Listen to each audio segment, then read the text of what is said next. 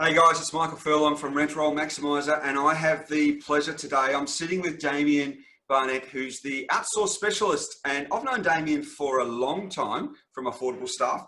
Damien, would we go back 3 years, maybe? Possibly, 4? I reckon 5. 5. I think it was 20. I think we met in 2014, 2014, Really? 2015. That long ago? Yeah. Maybe I made an impression on you. Yeah, maybe. Obviously, I didn't on you. Oh no, I think, well, maybe. So we've known each other through LPMA. We've known each other through outsourcing, but we have a very, very similar approach towards trying to help real estate agencies grow. So today we're talking about outsourcing for both sales and property management.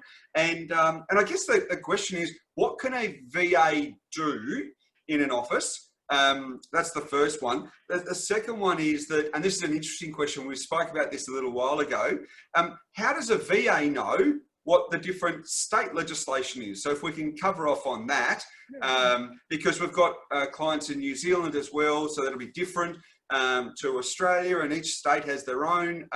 And so basically, and the next question is, are the VAs real estate agents? So I know there's a 3-pronged attack there, but mate, welcome.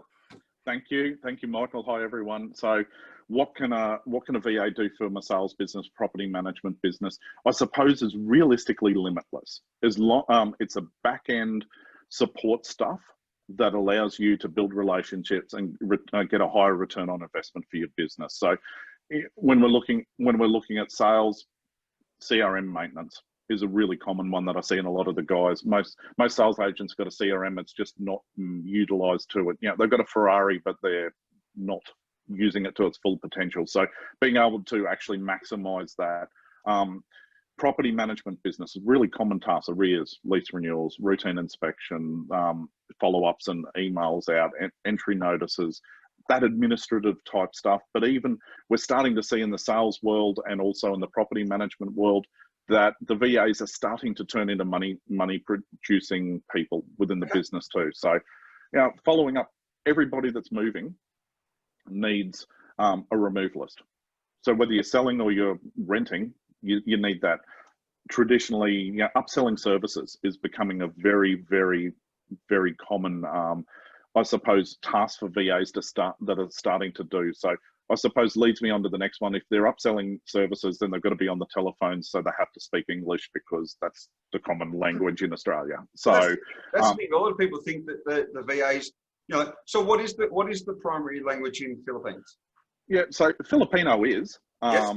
is still a primary language, but from birth now English. So Spanish was, English is pretty much everywhere you go now. English is the main language. They still have their own dialects that they use, but they use English, and more commonly. So 6 years ago, they were very Americanized English, because they had a really high American influence, and a lot of the jobs were in America, working through the night. Now they're dealing a lot more with Australian businesses and New Zealand businesses. Their English is very neutral. Okay. So Damien, and the time difference? 2 hours. So I don't say 2 hours. I'm in Brisbane. So the same time zone as Western Australia is the easiest way to explain it, because people in New Zealand, that's depending on daylight savings, non-daylight savings, is a good reference point. So 2 hours behind Victoria, the eastern seaboard at the moment. When daylight savings hits, it'll go 3 hours.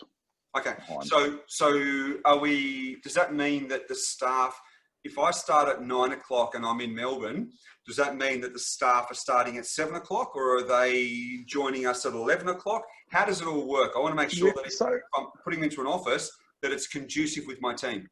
Yeah, so, and that really comes down to, I suppose, with us, the first onboarding, like what do you want them to achieve? So for some things, finishing at 5 o'clock in the afternoon, like reference checking, we're finding we're getting phone calls back between 5 and 6 is the most common time people are ringing back, because they're on their way home. Sure. So that potentially has its advantages, but traditionally start at 9 a.m.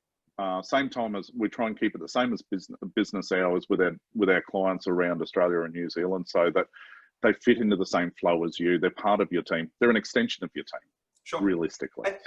So Damien, as I said, we've had a long relationship with regards to working with VAs together. I do see a lot of agencies that struggle with the communication point. So from your point of view, and the VAs, they're great people. They're never going to actually say, that the company never talks to me. But yep. That's a real impact, isn't it? It'd be like if I would feel if I went into an office and I was put into the corner and no one spoke to me for the whole week, I'd be fairly demotivated. It's surprisingly common. So yeah, it is. And communication is one of the keys to making, I suppose, a VA work. But what are the apps that you use? So we use Skype, Microsoft Teams, Google Hangouts, telephone, increasingly common. We try and avoid email. Email's a bit of a last resort because email's not personal. So things you can actually pick up and talk to a person, and Zoom like we're on at the moment, so that you can actually see each other and have a chat because they're part of your team. Most of the guys are now in on PM team meetings, sales meetings, whether they're doing the minutes or they're actually actively participating in those meetings because they're an important part of that team. Especially, with people processing applications, for instance. That's a pretty important function within a business. So PMs want to know, where's this at? How are we going? What application should we process? The VA needs to know, what have we got to process? So we're not wasting our time processing stuff. So VAs are constantly in meetings, having a chat. Damien, we have a mutual client, and recently, they have two virtual assistants, lovely girls, and one of the roles that they fulfill is to complete the lease, the tenancy agreement. And there was a few issues around the tenancy agreement not being completed correctly. So what I did was I ran a training session, and this wasn't necessarily from the VAs, it was more from the direction. And what I did was, as part of my consultancy role, was I had a look at what information is being given to the VAs, how is it being given, is it something which I would follow, and are there any areas for improvement, or were there issues? And it was basically the information that we were giving, the office was giving the VAs, meant that we were getting documents that weren't great. So I ran a training session, included the VAs in the training session and the local staff. So we were zooming in, created a Trello board with all of the tasks. Then I recorded a Snagit video. Do you use Snagit? Yeah, I do. Yeah. We use, or Loom, something like that. Yeah, or Zoom. Even Zoom. Yep. Yep. So screenshotted, created the Trello, so that was all systemized, and interestingly enough, our improvement went from lots of issues to almost none. And the reason why I'm bringing that to your attention, mate, is because it highlights the fact that I don't see that the biggest issue with the VA's output is the VA. I see the biggest issue with the VA's output in most situations is the process, the system, or the tools, or the information they're getting. So do you see that as being commonplace, or not really?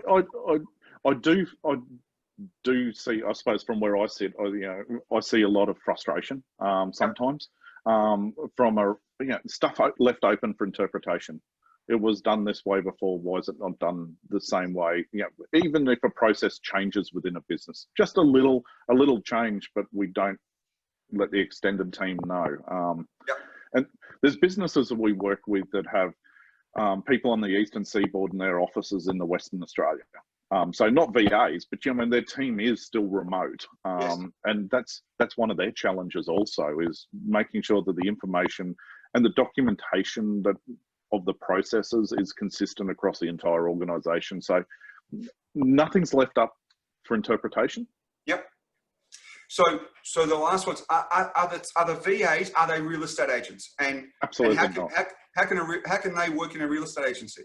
Yeah, so one of the requirements under Australian law in nearly every state in Australia is that you have to be a resident of Australia or be on a work visa.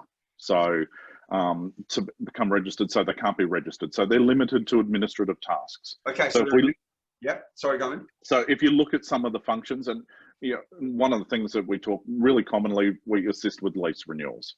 Yes. So there are certain components of the lease renewal that are required under certain legislation that a PM has to do. They have to set a price. There's even stuff with leasing around Australia. You can't discuss or negotiate rents. Yeah. That's a PM function, but it should be also. It's also a relationship function.